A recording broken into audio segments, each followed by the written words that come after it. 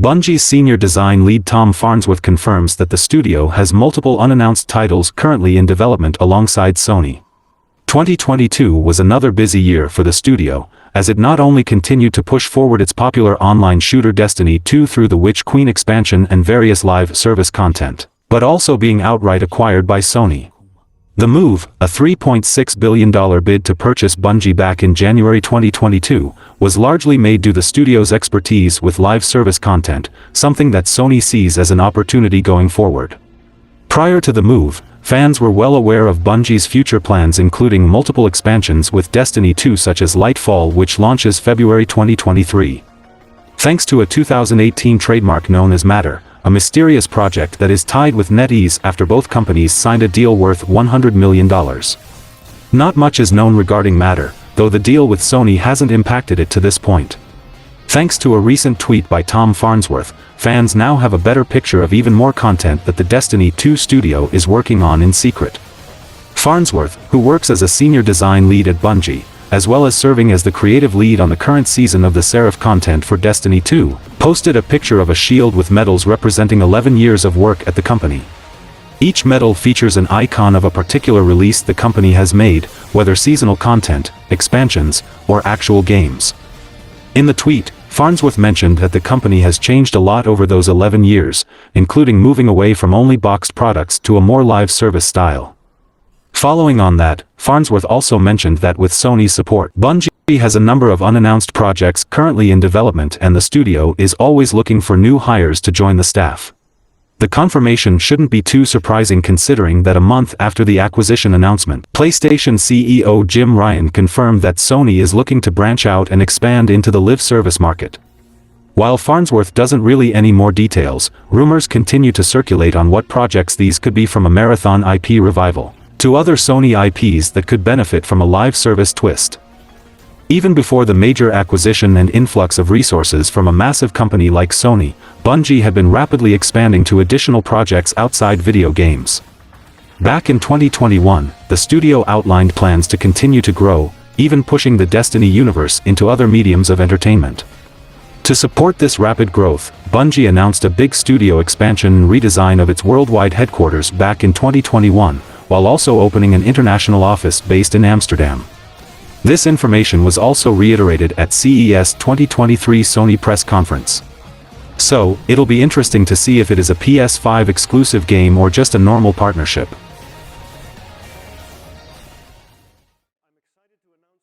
Gran Turismo 7 players will soon be able to enjoy playing the game on PSVR2 following the release of a free update. For gamers with the required hardware, the Gran Turismo 7 experience should become more immersive than ever. Developed by Polyphony Digital and released on PS4 and PS5 in March 2022, Gran Turismo 7 has already received multiple updates. A free Gran Turismo 7 update dropped in December, which featured 5 new cars and a new location for scapes. The content drip feed looks like it may continue for some time as Sony continues to support one of its most high-profile properties. When the PlayStation VR2 arrives on February 22, Gran Turismo 7 will serve as a launch day title along with Beat Saber further down the line. Sony Interactive Entertainment President and CEO Jim Ryan announced the news while speaking at the Consumer Electronics Show in Las Vegas, where he also mentioned the remarkable sales milestone Gran Turismo has reached as a franchise and promised PSVR2 players will be able to experience the game like never before. Sony has made some of its racing titles available on VR hardware in the past, but with only limited success. Unfortunately, Drive Club VR servers shut down in 2020, marking the end of one of Sony's most ambitious racing experiments at that point. The original PSVR hardware also offered limited support for Gran Turismo Sport, a precursor to Gran Turismo 7 that released in 2017 and Wipeout. It is unclear at this time whether the PSVR2 version of Gran Turismo 7 will offer a full range of features, or if it will prove more selective. The PSVR2 is more expensive than a PS5, so it will need an extensive lineup of intriguing software to convince early adopters the sticker price matches the value. Sony has revealed a variety of games designed to appeal to fans old and new, including editions of recent successes such as Resident Evil Village and No Man's Sky, original content from major IP such as Horizon Call of the Mountain, and updates to classic titles such as the upcoming Fantavision 202X. Offering players a new way to experience other games they already love is another terrific way to demonstrate the value the PSVR2 brings to the living room. And Gran Turismo 7 is a natural way to do it while reminding gamers why they bought the PS5 console in the first place. Hopefully, similar updates for other such games will follow in the months to come. Surgery that allow a machine, which once had its biggest breakthrough be when it could simply be manufactured on an assembly line, race at 200 miles per hour and more while maintaining complete control. It cuts to Madekwe revving his engine, pulling on his gloves, and adjusting his helmet before he introduces everyone to the event at hand. The technology used on Gran Turismo makes the races look for ground driving like what filmmakers did for air. The movement for gaming accessibility has gained a lot of traction in recent years, spearheaded by organizations like the Able Gamers Charity and Special Effect, which work to help disabled gamers enjoy their favorite hobby. A major step in this movement happened in 2018 when Microsoft released the Xbox Adaptive Controller, which allows for the implementation of different control options and third-party input accessories for gamers who have difficulty using conventionally designed controllers. This was a huge move by Microsoft that spotlighted the efforts of these advocates and encouraged other console manufacturers to make their own forays into first-party controllers built around accessibility. In the over 4 years since the Xbox Adaptive Controller's release, many have been waiting to see how Sony, Microsoft's biggest competitor in the console market, would make further efforts toward accessible controllers.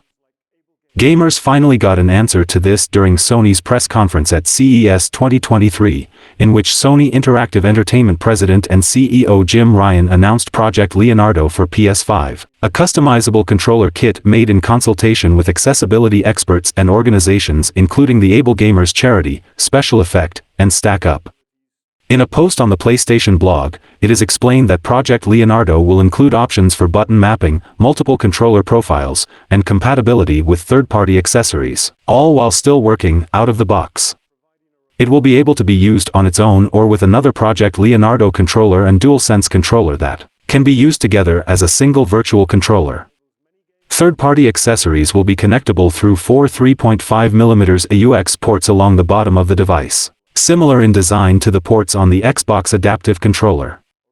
One particularly noticeable aspect of Project Leonardo is how highly configurable it is, as players can do things such as adjust the distance of the analog stick from the rest of the gamepad. It is built to address common challenges faced by many players with limited motor control, including difficulty holding a controller for long periods, accurately pressing small clusters of buttons or triggers, or positioning thumbs and fingers optimally on a standard controller. Project Leonardo for PS5 is a canvas for gamers to craft their own play experience. It includes a robust kit of swappable components, including a variety of analog stick caps and buttons in different shapes and sizes. Players can use these components to craft a wide array of control layouts. And the distance of the analog stick from the gamepad can be adjusted to suit the player's preference. These components allow players to find a configuration that works for their strength, range of motion, and particular physical needs. Project Leonardo can be used as a standalone controller or paired with additional Project Leonardo or DualSense wireless controllers. Up to 2 Project Leonardo controllers and 1 DualSense wireless controller can be used together as a single virtual controller, allowing players to mix and match devices to fit their particular gameplay needs, or to play collaboratively with others. Project Leonardo's split, symmetric design allows players to reposition the analog sticks as close together or as far apart as they like. The controller lies flat and does not need to be held, so players can lay it on a tabletop or a wheelchair tray. It can be easily secured to AMPS mounts * or tripods, and can be oriented 360 degrees for the most comfortable use. Players can also program the north orientation on the analog sticks to match their preferred controller orientation. It is clear that following its efforts to implement accessibility in God of War Ragnarok and The Last of Us Part 1, Sony remains committed to continuing to make its software and hardware accessible to as many players as possible. Project Leonardo represents the first major development in hardware accessibility made by Sony or Nintendo in the wake of the Xbox Adaptive Controller. Although former Nintendo head Reggie Fils-Aime claimed that there were once plans for Nintendo to make its own version of the Xbox Adaptive Controller, this has yet to happen. Through this announcement, Sony is reaffirming the importance of accessibility in the gaming industry, and organizations and advocates deserve credit for their work in putting these issues on the map. Price and release date have not been announced yet. Sony Interactive Entertainment President Jim Ryan has confirmed that the PlayStation 5 console shortages are at an end, as consumers should it significantly easier to get their hands on the next-generation console. Sony's PlayStation 5 console has been extremely hard to find ever since it originally launched in November of 2020, with a variety of factors keeping Sony from being able to meet consumer demand. Chip shortages, aggressive scalpers, and the COVID-19 pandemic all played roles in keeping PS5 consoles in short supply. For years, gamers were left trying to buy PS5 consoles online in extremely limited restocks that were often poached by scalpers. Various retailers came up with loyalty programs and other methods to make getting a PS5 a little easier, but many had to resort to paying scalper prices to get the console. Now it seems those days are finally over, as announced by Jim Ryan during Sony's CES 2023 presentation. At the event, Ryan confirmed that Sony has now sold more than 30 million PlayStation 5 consoles and that everyone should have a much easier time finding one at retail stores from this point forward. Ryan also confirmed that December 2022 was the biggest month for PS5 sales to date, indicating that the console was a huge hit with the holiday shopping crowd. Sony has dramatically increased PS5 supply, and it is clearly paying off.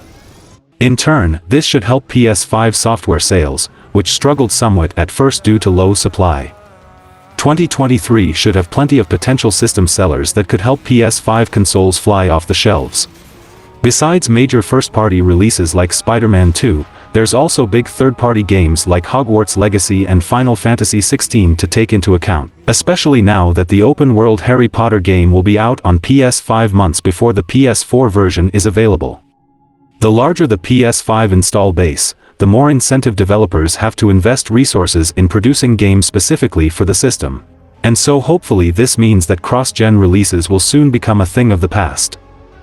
Games that are built from the ground up with the new hardware in mind are able to better take advantage of the PS5's horsepower and unique features. So it should be exciting to see what comes out in the years ahead. The more PS5 consoles are in gamers' homes, the more potential customers Sony has not just for gaming software, but hardware as well. The PlayStation VR2 headset is scheduled to launch at the end of February, and since it's only compatible with PS5 consoles, it's extremely important for Sony to sell as many PS5 consoles as possible. It is really impressive that the PlayStation 5 has managed to sell more than 30 million consoles to consumers in just 2 years. Speaking of the PS5 console, a recent report reveals that the PS5 suffers from an apparent design flaw that can lead to permanent damage when users leave it standing upright. PlayStation 5 users are advised not to stand their console upright, as doing so may cause permanent damage to the system's hardware. This is reportedly due to a design flaw related to the cooling system for the PlayStation 5's accelerated processing unit, related to the liquid metal layer between the PlayStation 5's APU chip and heat sink. The liquid metal is prone to leaking when the PS5 is left sitting upright for an extended period. When users stand the PS5 vertically, liquid metal may start to move or seep out. This inhibits the console's ability to manage the heat coming off its APU, potentially damaging the processor. The liquid metal can also drip onto other sensitive components, causing a short circuit. This problem exists on both versions of the PS5. The defect seems to have been discovered by a console repairman who goes by the code 3R on YouTube. He released a video about the PS5's defect 3 months ago, and other technicians have noticed similar problems with Sony's latest console. While not every PlayStation 5 is guaranteed to suffer from this defect, it is a risk for every user who leaves their console standing upright, so it may be a good idea to lay it on its side just in case. For anyone wondering, the PS5's liquid metal is an alloy made from the elements indium and gallium. The latter is famous for its ability to melt in a human hand. When combined, the alloy is liquid at room temperature and is very good at conducting heat. This makes it a suitable medium for transferring heat from the processor to its heat sink. However, since liquid metal also conducts electricity, it can cause a short circuit if it seeps into other components. This is part of why liquid metal isn't used in other game consoles. However, Sony believed its engineers had found a solution to that problem. Unfortunately, these malfunctions show that this was not precisely the case. Laying the PS5 by its correct side is the best solution. Nvidia has revealed its new GeForce RTX 4070 Ti graphics card as a popular portion of the GeForce Beyond stream that the company held at CES 2023. Nvidia's RTX 40 series is widely popular among PC gamers and graphics artists as they pack a lot of graphical computing power, allowing for better gaming experiences as well as faster image and video rendering and editing speeds. As games become more graphically not mechanically complex, the need for powerful graphics cards grows. For example, the recent trailer for Art of Cornbill shows amazing graphics and high FPS gameplay, which means it will require a lot of graphical computing power. Similarly, many other games will also rely on this, which means that Nvidia's RTX 40 series, with the 4070 Ti in tow, will be majorly useful for gamers needing the extra juice. The RTX 4070 Ti is designed by Nvidia to have improved DLSS 3 performance, which is the company's third generation of super sampling tech, only available for the RTX 40 series graphics cards. This means that the RTX 4070 Ti will perform 3 times better than the RTX 3090 Ti graphics card, the previous generation's prime technology. Retailing at $799, the RTX 4070 Ti will be available on January 5th, and as Nvidia sold out of RTX 4090 graphics cards within 2 weeks, this new card is expected to sell extremely well also. When Nvidia released the RTX 4090 Ti graphics cards, it was immediately hit with a class action lawsuit regarding melting cables and faulty 16-pin connectors. Nvidia did release a statement about these allegations and issues, explaining that the rate of this happening was a mere 0.04% and also that it cancelled and recalled a few of its cards in order to prevent it from happening more. So, fans can rest assured that the company is taking every precaution. Nvidia is jumping onto the scene in so many areas of the tech world, which, of course, includes gaming. A Nvidia employee even hinted at a new Tegra chip that would be used for a new Nintendo Switch Pro console, giving the Nintendo hybrid console a much-needed power boost in order to run more of its graphically demanding games more smoothly. As the RTX 4070 Ti hits stores on January 5th, gamers will be able to pick up the powerful graphics card for $799 and enjoy a boost to graphical performance, load times, and frame rates. Speaking of Nvidia, Nvidia's RTX 50 series might turn out to be the first mainstream MCM-based GPU from the company, if recent reports are to be believed. Not only that, but Blackwell architecture could very well bring the largest performance leap in the company's history. Nvidia recently confirmed that the Blackwell GPU architecture will be releasing in 2024.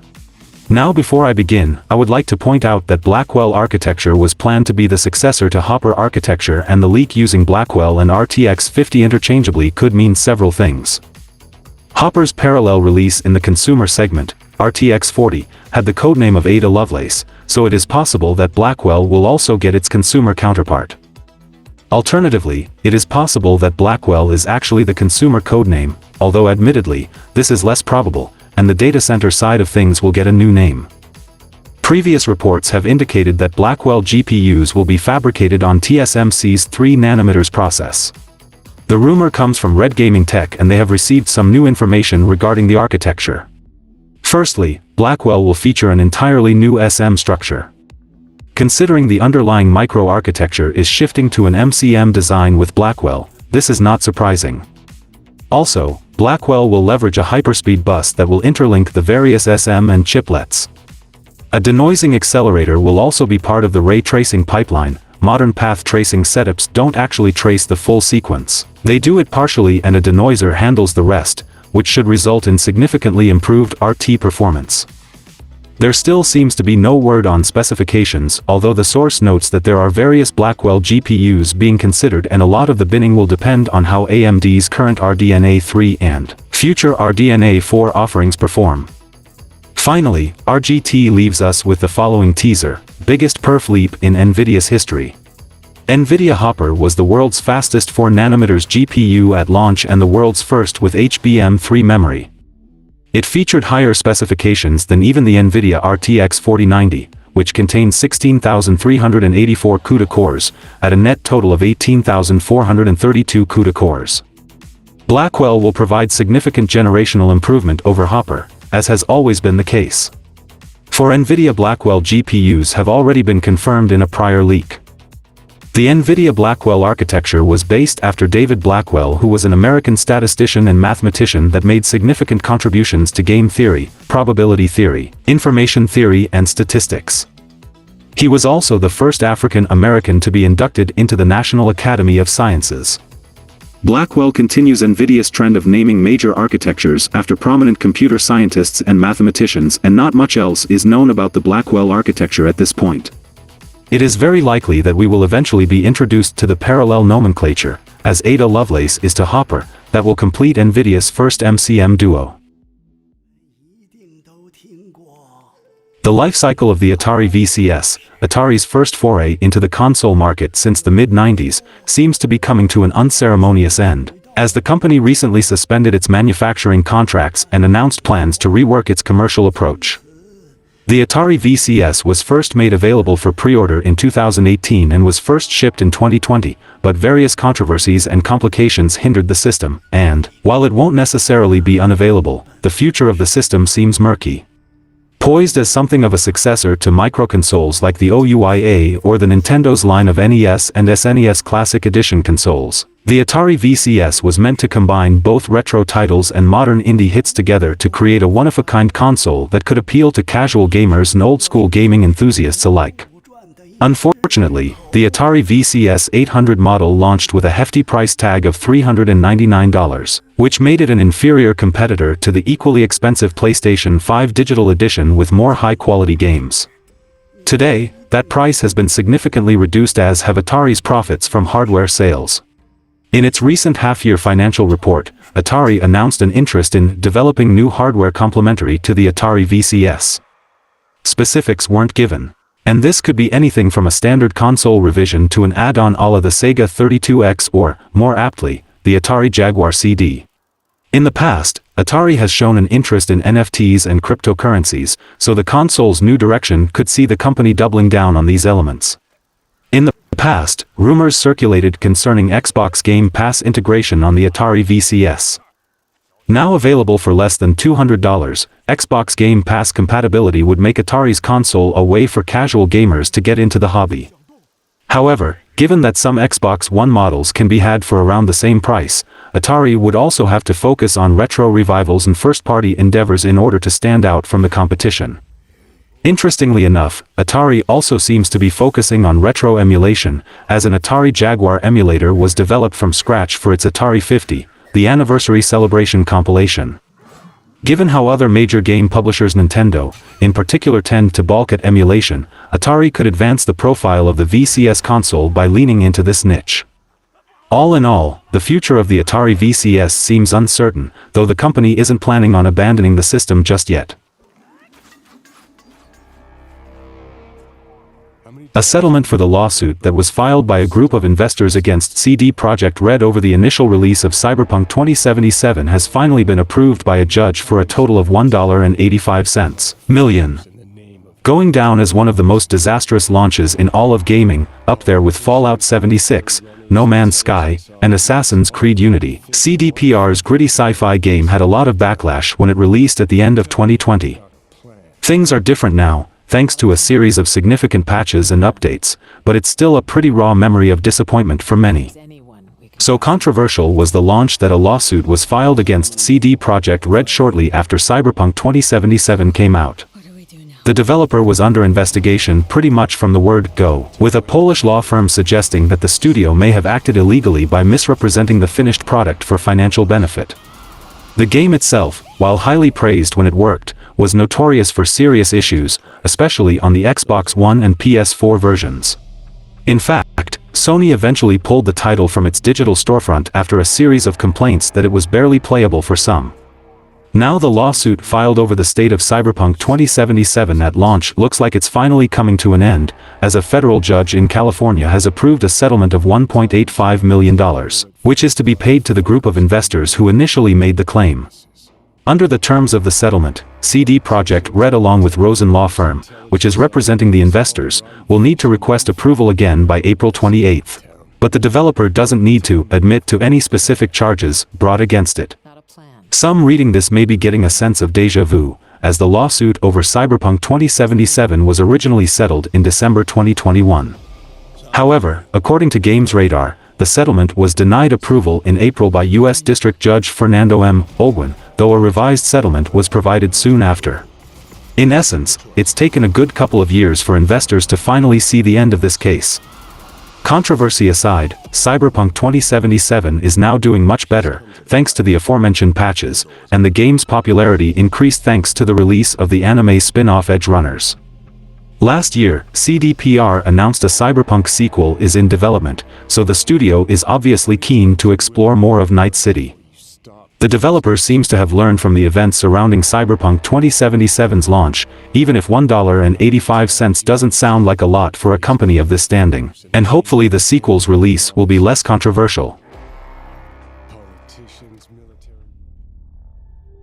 HTC has released details on its pricey new gaming VR headset, the Vive XR Elite, including tech specs and a host of quality-of-life features.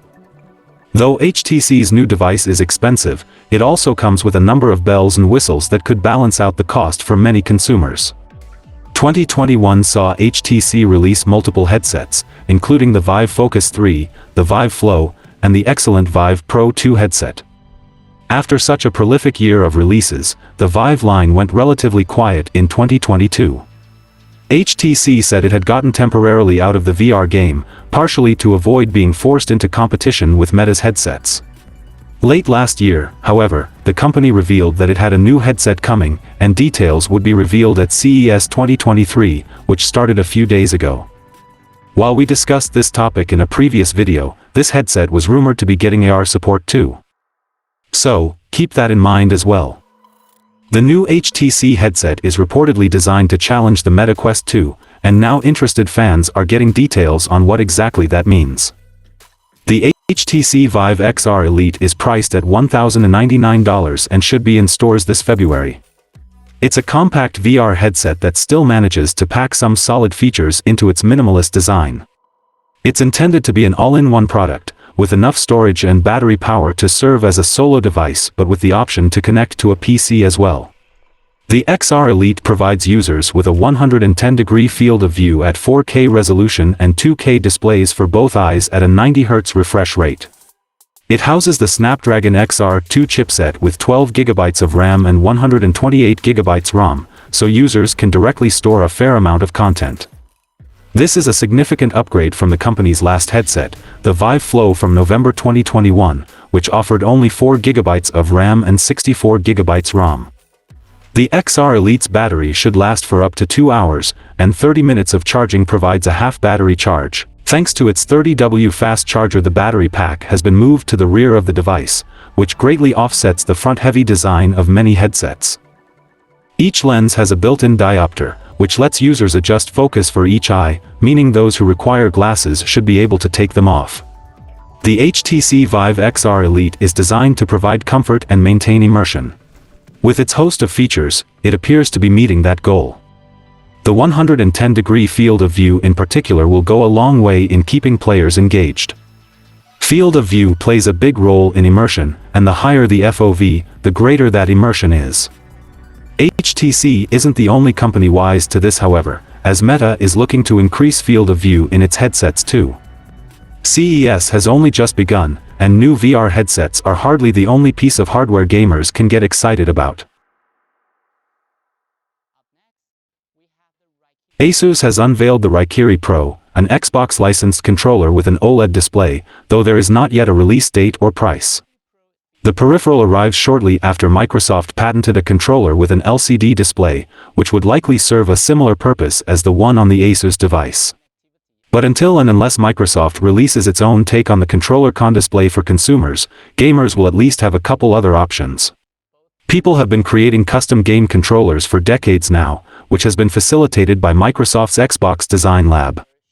Some of these fan-made controllers include displays, but the most well-known might be Hyperkin's Xbox Duke controller that came out in 2018. whose giant circular logo served as a perfect location for an animated display.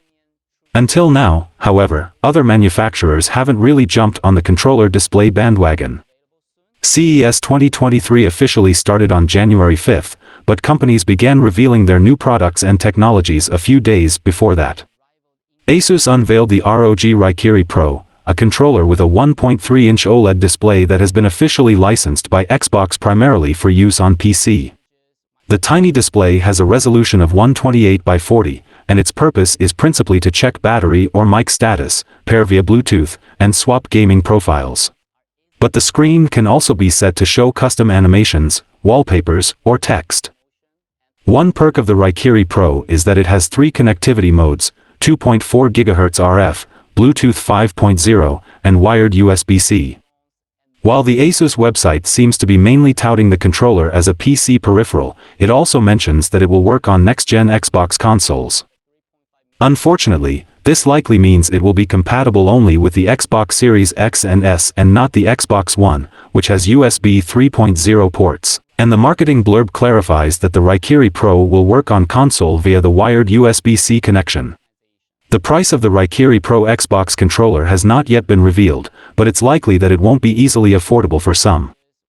It comes with a number of features of more pricey peripherals like the Xbox Elite Series 2 or PlayStation's DualSense Edge controller, which cost $180 and $200 respectively. These features include 4 left and right rear buttons that have a textured finish so there's less chance of sweaty fingers slipping around. These can be used as hotkeys for in-game commands or to adjust the controller's joystick sensitivity. The left and right triggers offer either full or short trigger modes with customizable dead zones. And Asus Armory Crate software serves as a hub to modify everything from vibration strength to button remapping to lighting. And for those who perhaps aren't interested in the OLED display, there will also be a non-pro version of the Raikiri with fewer rear buttons. There is not yet a release date for either controller. The long list of gaming company acquisitions in recent years will apparently continue into 2023 now that Gearbox Entertainment has acquired technology company Captured Dimensions. The companies have previously worked together on various gaming projects. Statements from company officials also further explain the reason for the acquisition and what it means for both companies going forward. 3D scanning company Captured Dimensions is a veteran of the entertainment business. It has worked with industry giants like Lionsgate, EA, Sony Pictures, and Netflix among others over its 10 years of business. Some of its film contributions can be found in the Avatar films, Black Panther, Joker, A Wrinkle in Time, and more. On the other hand, Gearbox Entertainment's work in the video game development industry is also well known. Its roster of popular games is long and includes notable works like the Borderlands series, Tiny Tina's Wonderlands, and Duke Nukem 3D. Due to the two companies' previous partnerships, the acquisition has been received positively by both parties. Jordan Williams, president and founder of Captured Dimensions, released a statement regarding the company acquisition. Williams said that the merger will give us an incredible runway for growth and opportunity, and that the company looks forward to providing best-in-class services to our clients and new partners. He also stated that the tech company is excited to work with some of the most talented developers around the world. Williams is also expected to stay with the company after the acquisition and will report directly to Randy Pitchford, president and founder of Gearbox. Gearbox Entertainment also discussed the acquisition in a statement released by Sean Heron, the chief business officer of the company. He praised the talent that will be joining Gearbox, saying, "This deal brings a wealth of talent into the Gearbox family in several key areas, and I'm excited to welcome them." Heron also mentioned what technological opportunities that acquisition brings to Gearbox, stating, "This acquisition brings incredible technology into the fold for future projects and enables further expansion of offerings to strategic partners across multiple business units." With the news of Gearbox's new studio in Shanghai and the acquisition of Captured Dimensions, 2023 is shaping up to be an exciting year for the gaming company so far. Captured Dimensions' experience in delivering high-quality 3D technology will hopefully continue to improve the video game industry in the coming years. Regardless, the combination of two proven talented companies is excellent news for fans of Gearbox Entertainment's works. It will be interesting to see what the two companies contribute to the video game industry next. And that's all for the video guys, like and share the video for a greater audience. Comment your thoughts on the topics and donations are always appreciated. Subscribe to the channel and click the bell icon, and until then from SMPV, it's goodbye.